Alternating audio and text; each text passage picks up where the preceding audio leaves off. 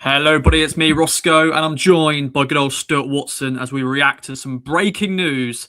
Ipswich Town have made their second signing of the January transfer window in midfielder Dan Neil, who has joined on loan from Premier League side Sunderland.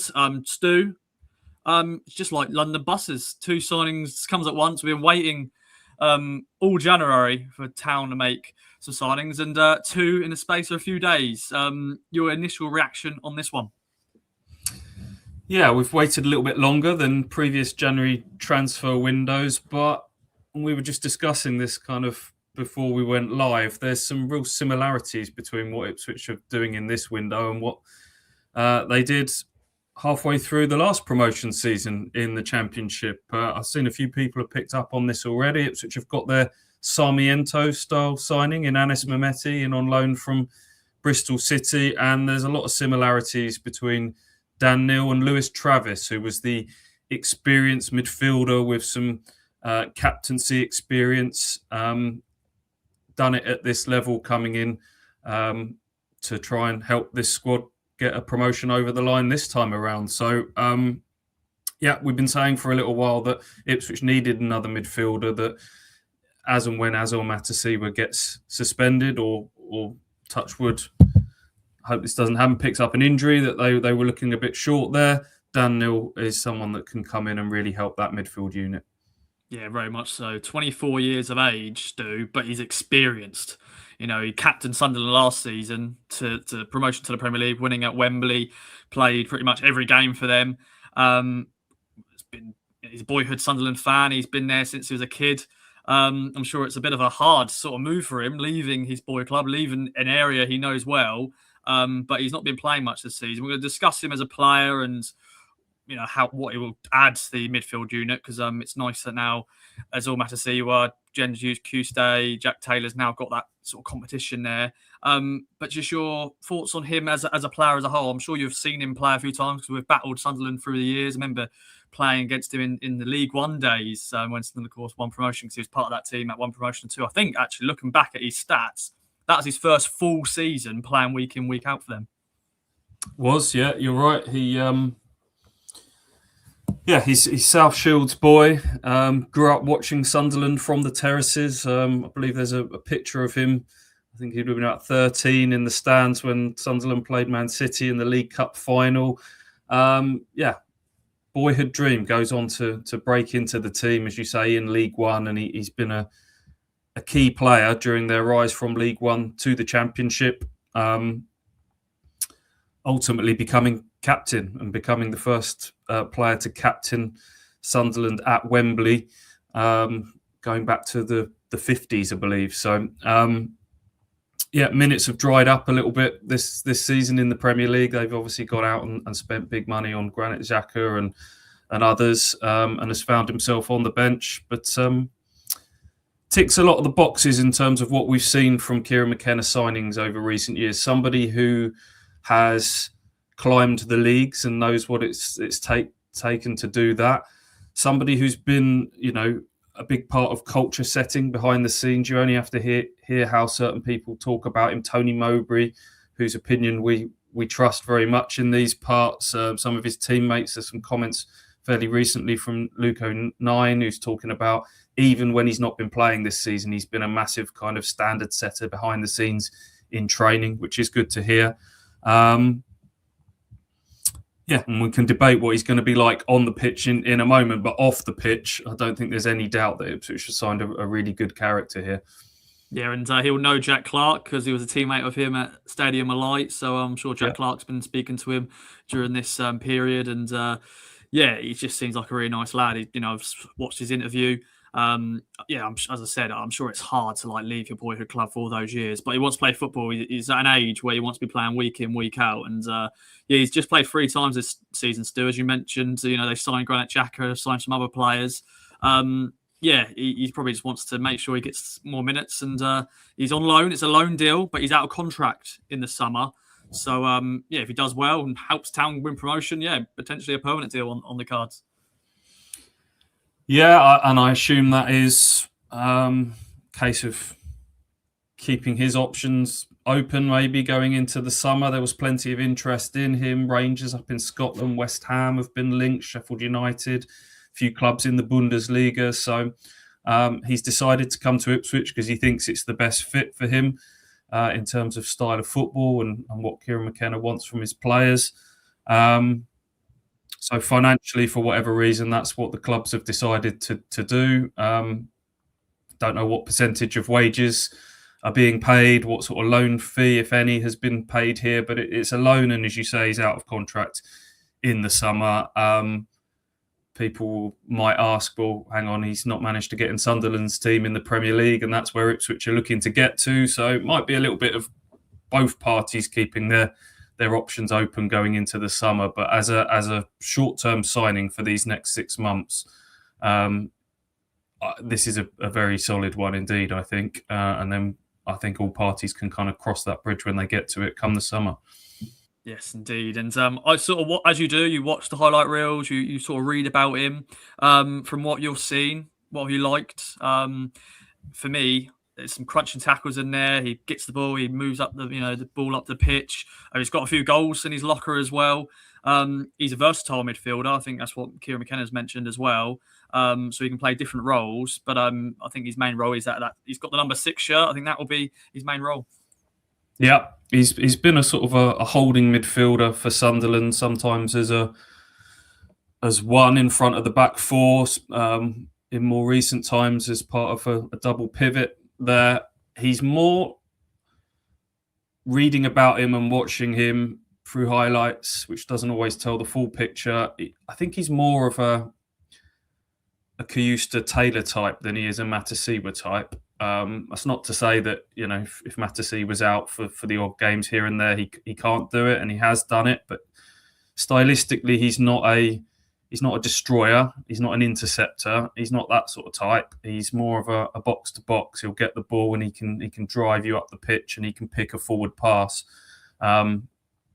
The story of his early days at Sunderland was that he kind of got in that first League One season that you mentioned, and then Alex Neil, I think, came in at Sunderland and bombed him out for a bit, and there was a bit of an honest exchange of words between those two, where Alex Neil said, look, technically you're fine, you're good, but you need to improve the defensive side of your game. And he really took that on board, to his credit. That's the type of character he is, went away and knuckled down on that and said he worked so hard on the defensive side and the off-the-ball side of things that almost became the better part of his game, and he had to sort of readdress and rebalance those things. So I think he's someone that's known, he's taken on board constructive criticism when it's come. He's known that that's not the most natural part of his game. Physically, he's had to improve himself over time. But his strength is someone who's neat and tidy, gets on the ball, keeps it, gets you moving forward. And he's got, as I say, you can see in the highlights, he's got that little Jens Kayusta turn and drive up the pitch. So where he'll fit into this, as I say, he's cover for Matasiwa, but he'll be putting some serious pressure on Kayusta and Taylor for a starting spot in that sort of left-sided box-to-box midfield role is what I can see.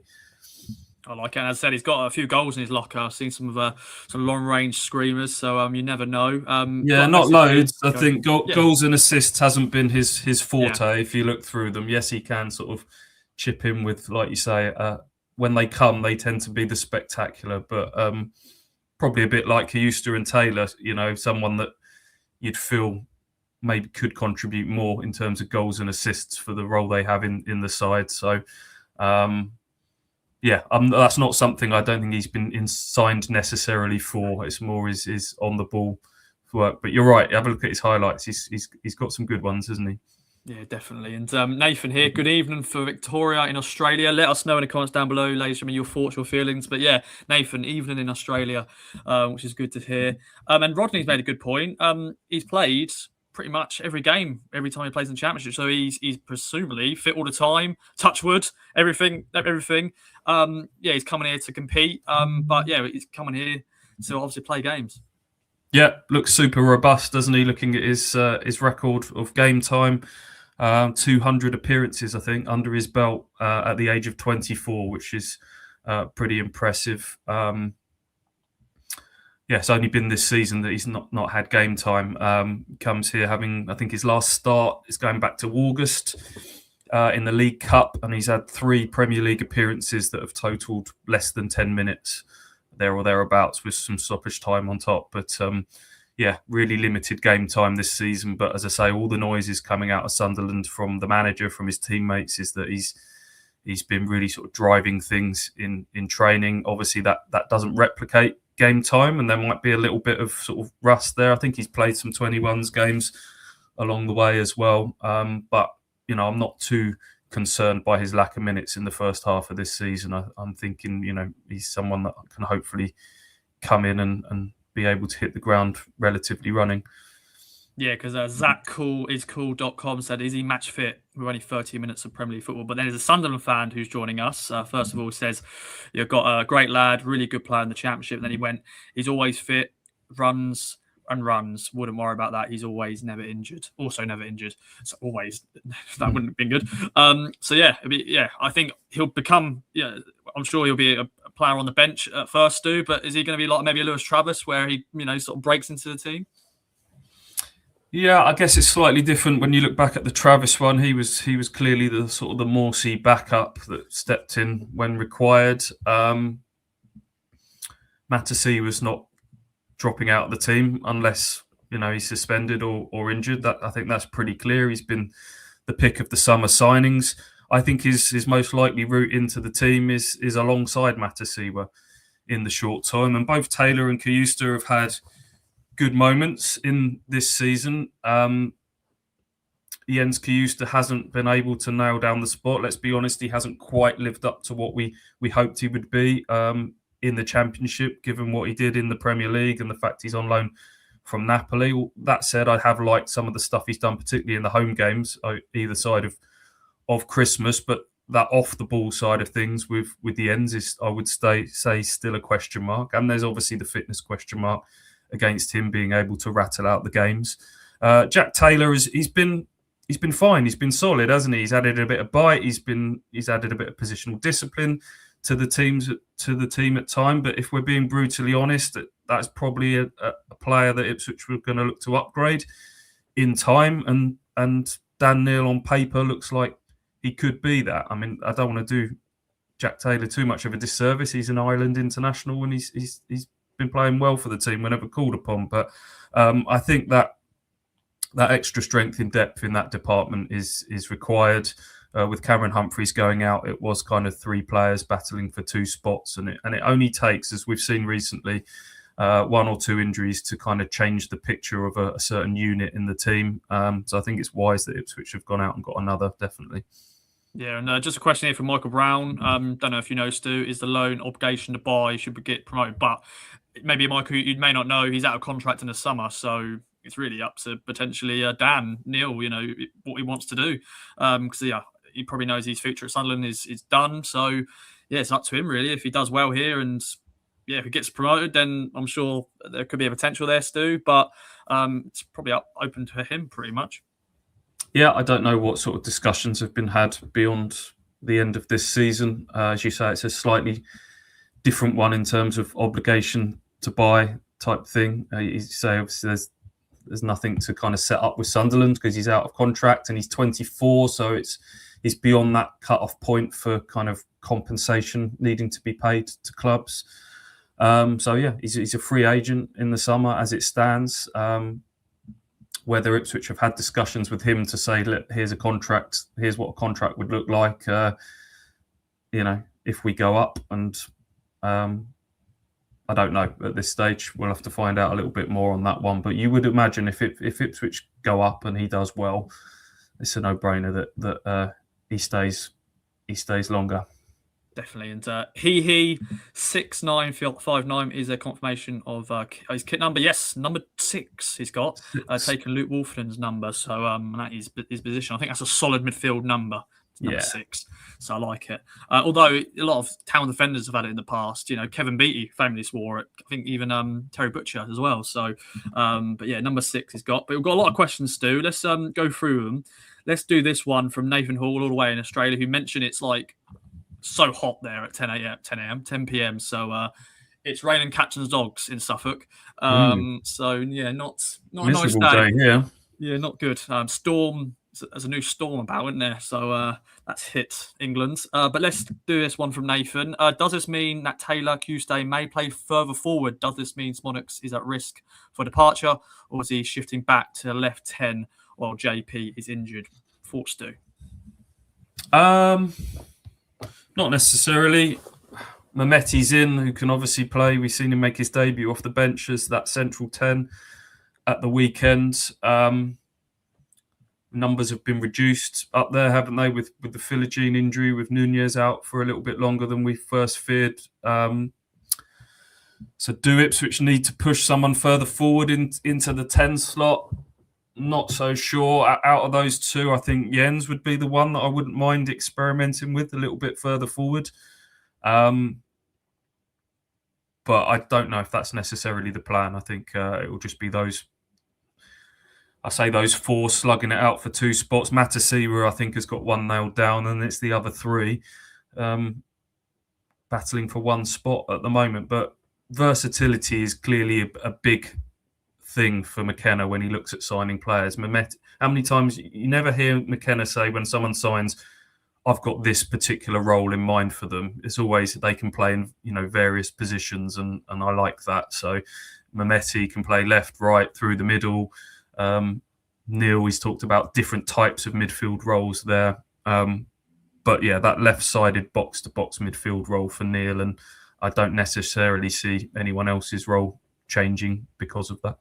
Yeah, it's funny that a lot of his signings, if you think about even the defensive unit, Darius Shea can play at right back, Jake and Grease can play at left back. I think even Cedric Kipre, well, once upon a time was a striker in his youth. There's so many players who can play different positions. I know Azor Matasiwa, that is his position. I'm sure if you put him, a bit further forward, you never know.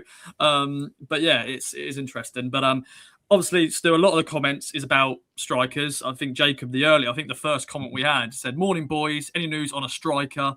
Paul here just need a striker now when it's been a good window. Agreed. Do you think that is? Yeah, I think it's two good solid signings. The striker is a big talking point, especially after the weekend's performance. Well, the first thing to say is Ipswich are up to 5 loan players now, which is the maximum you can name in a match day squad. Yes, you can have more than 5 if you choose to, but then you're in a scenario where you have to start leaving somebody out of your 20-man match day squad. You just had to have a little think about that, which is not an ideal situation. So the 5 loanees are Kipre, Kayusta.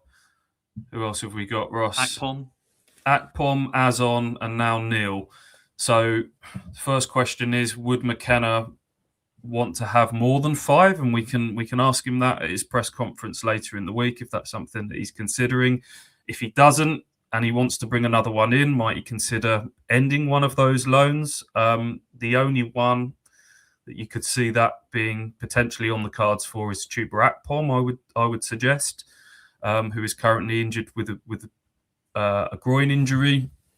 Don't think that's long term from what we've been told. If Ipswich if Ipswich want to use a loan spot, it will be almost certainly for a striker. So Akpom would be the one that I would say is in that conversation. And Ipswich are also back up to 25 senior players now. We've had 2 depart in Humphreys and Harry Clark on loans, which freed up the 2 spots for Mehmeti and Dan Neil. So in order to facilitate any further senior signings, it's a case of either somebody departing or somebody being deregistered. Now there are some options. Ashley Young has picked up quite a bad hip injury by all accounts. Good chance that it could deregister him for the second half of the season. If you really wanted to, you could deregister David Button as a veteran third choice goalkeeper to free up a spot. Ben Johnson is someone we've talked about leaving for a little while, but Ashley Young's injury may mean that they want to keep him around as a backup right back, especially with Harry Clark out the building. Elkan Baggett, Kieran McKenna's talked about being a little bit wary of only carrying 3 centre halves for the second half of the season, and Baggett is the 4th choice there at the moment, and he was on the bench last time out. So I wonder if they'll want to keep him around. So that's the state of play in terms of loans and the squad size. And I know that what people are now shouting and demanding for is a striker, and I can see it. I mean, I've been talking for a little bit there, Ross. I'll get your thoughts on striker. What do you think? Well, we've got Hurst, Azon, and a currently injured Akpom. Is that enough? How would you feel if they didn't sign a striker before the deadline? It wouldn't be the end of the world, but Nathan's actually made a good point here. Could the central striker be an under-21? So a young player maybe on loan from a Premier League club, but then all loans count towards the squad limit regardless of age. So even if you signed an 18, 19-year-old on loan, that would count. So the only way that you could get around the squad rule is to sign somebody under the age of 21 permanently. Yeah, which is fair. So hopefully there could be a player that's come out of nowhere. That's a young player that we can look at. But I wouldn't say it's the end of the world, Stu. But you just don't want to. It's like last time, we brought Kiefer Moore in, but then it's such a hard window, January. We've spoken about it so many times about trying to sign a striker, and a lot of clubs will know we want to sign a striker as well. They'll be going, Hurst and Azon not been scoring goal due to Akpom's injury, clubs. So I know a lot of people. Like someone's went here, Hurst has gone backwards this season, in my view. Not sure we have time for him, blah, blah, blah. I'll get to your message in a bit, Michael. We'll get to that in a bit. But what you do? Are you feeling? I'll be honest. My views of it have kind of fluctuated, and I try not to be kind of too reactive on a game-by-game basis. But it felt like, just for example, the last few games, Bristol City, even Azon produces his best performance in a Town shirt by a mile and was unfortunate not to score and gets an assist and looked really good. And you think, all right, he's starting to, grow into the season now. And then Hurst plays at the weekend and was pretty underwhelming. And I do agree. I like a lot of George Hurst's qualities, but I have been disappointed by him not kicking on in the way I thought he would. I thought his goals per minute record in the Premier League was good. I thought whenever he stepped in for Liam Delap, we were having an argument whether, for as good as Liam Delap was he a bit too individual, and Ipswich looked better as a team with George Hurst in it. They give him the number 9 shirt. He gets his Scotland call up. He's got a World Cup potential on the horizon. I was expecting a little bit more from George Hurst this season. So long term, I've said it for medium term, Ipswich will need to upgrade in the striker department if they get promoted. Absolutely, it's just whether the time to do that is now. It's a small pool of players that we're probably talking about that A, are available at this stage, and B, are virtually guaranteed to be a kind of upgrade on what you've got. There's been a few names we've thrown about that have been sort of tentatively linked. Someone like Willis Sula at Newcastle is someone that Alex and I have talked about for a little while. Awonyi at Forest. I know that Forest are now talking about trying to sign a striker. Does that make someone like him just scored for them available? Did he? Yeah. Last night. Yeah. So, okay. Well, yeah, but Sunday, whenever it was. So, yeah. I can't. Yeah. Of course. Then we've seen obviously like the Bamford stuff has come and gone. Callum Wilson looks like he's probably staying at West Ham now, but probably only starting to talk about a handful of players at this stage, or you start going to look into the foreign market, and then as we've seen with Azon, and Ageli, that it's hard for players to come from abroad and hit the ground running in a new club, new country, new league. Ipswich haven't got time on their side. We're at the end of January now, and the season will be done by May. So there's a lot to consider. It'd be nice to get one that you feel is an upgrade, but what I don't want is Ipswich to do it just for the sake of it. And if you don't feel like the right deal is there, then then maybe the summer is the better time to do it. I think that's probably where I'm at.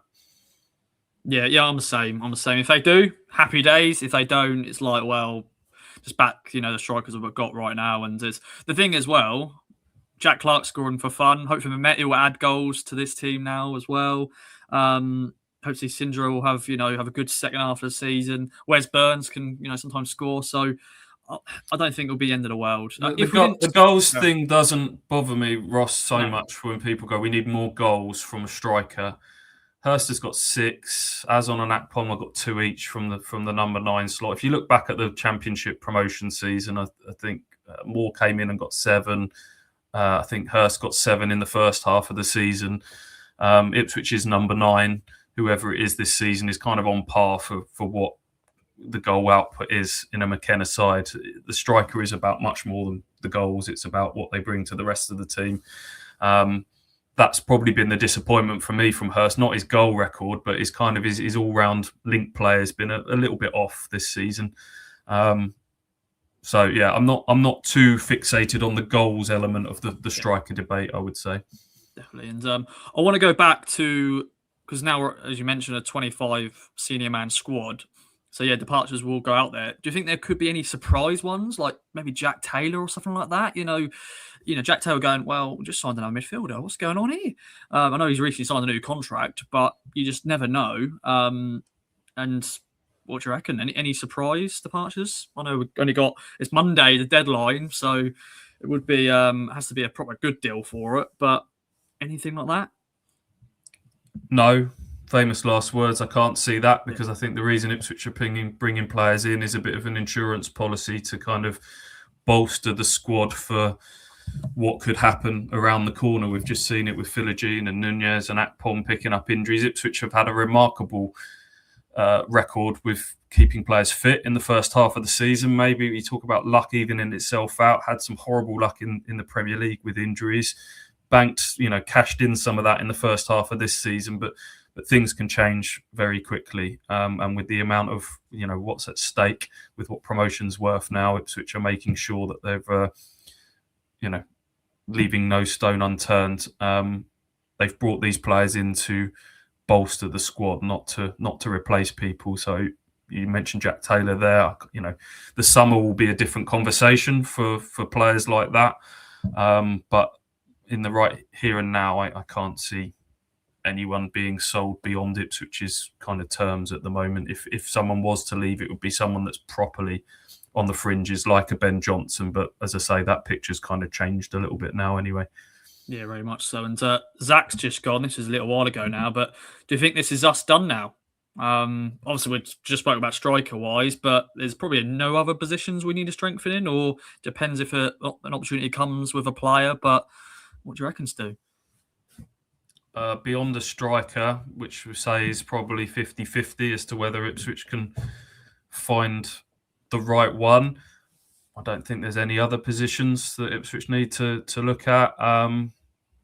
Ashley Young's the kind of latest injury setback for Ipswich, which might mean you keep Ben Johnson around as backup to Furlong at right back. You've got your 4 centre-halves in Kipre, O'Shea, Greaves and Baggett.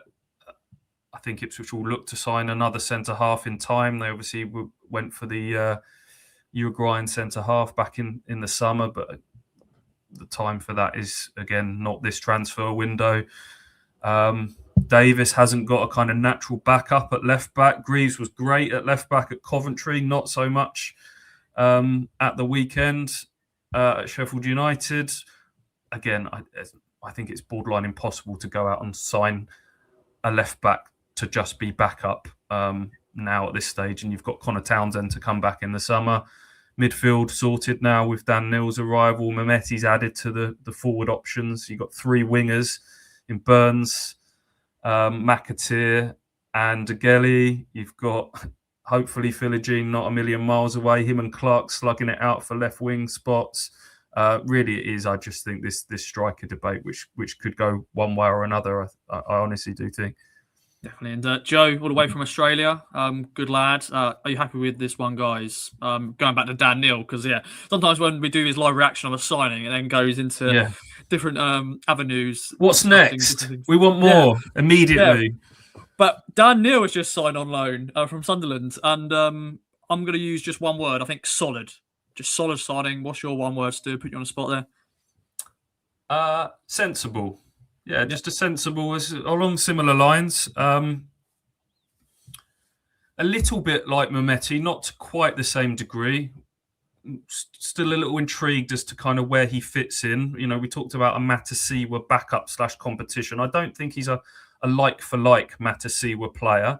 And I still think there's some slight question marks as to if and when Matasiwa drops out, whether the balance of this midfield will be quite right. But it's the off-the-pitch stuff and the character stuff that I think I'm most enthused about with Dan Neil. And clearly, he's got promotion experience under his belt in this league a year ago. Clearly, he's got enough qualities on the pitch as well. So hopefully he can add a little bit more in terms of knitting the play together in midfield.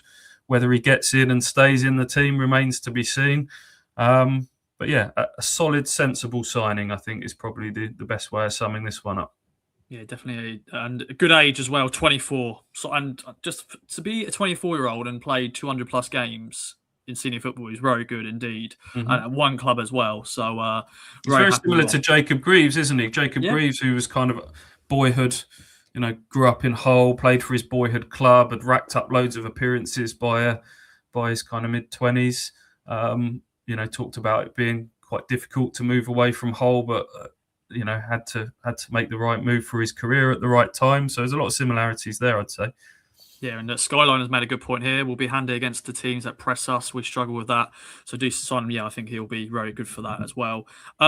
Just another one, Stu. This always comes up about Chappers. Is he coming back? I don't think he is. I think that's done now. No, that saga's done. There was talk about the loan recall clause. There's a certain date that you have to trigger that by. Ipswich extended that a couple of times, I think, just to keep their options open. Even with Nunez being injured, it's looking like he's going to stay there.